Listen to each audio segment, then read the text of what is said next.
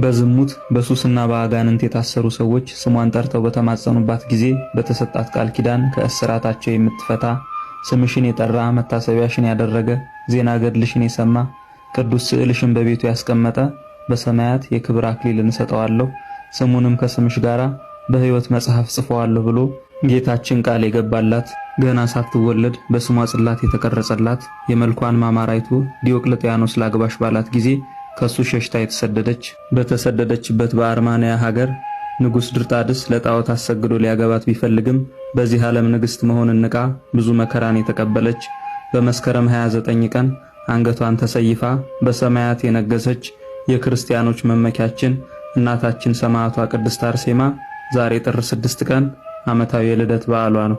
ዳግመኛም ዛሬ ጥር 6 ቀን ለስም አጠራሩ ክብር ይግባውና የግዝረትን ሕግ ለአባታችን ለአብርሃም የሰጠው ጌታችን ሰው ሆኖ ከድንግል ማርያም ከተወለደ በ8ኛው ቀን ሕግን ይፈጽም ዘንድ ወደ ግዝረት ቤት ገባ። ባለሙያ ገራዡንም ደሜ ሳይፈስ ትገዝረኝ ዘንድ ትችላለህን?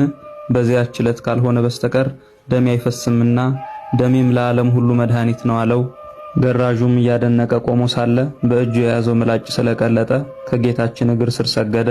በዚህም ጊዜ በጌታችን ሥጋ ላይ የግዝረት ምልክት ተገለጠች።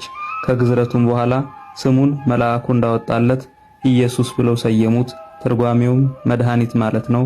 ሰው ሆኖ ላዳነን ለጌታችን ኢየሱስ ምስጋና ይሁን። እኛንም በሰማዕቷ ቅድስት አርሴማ ጸሎት ይማረን ይቆየን።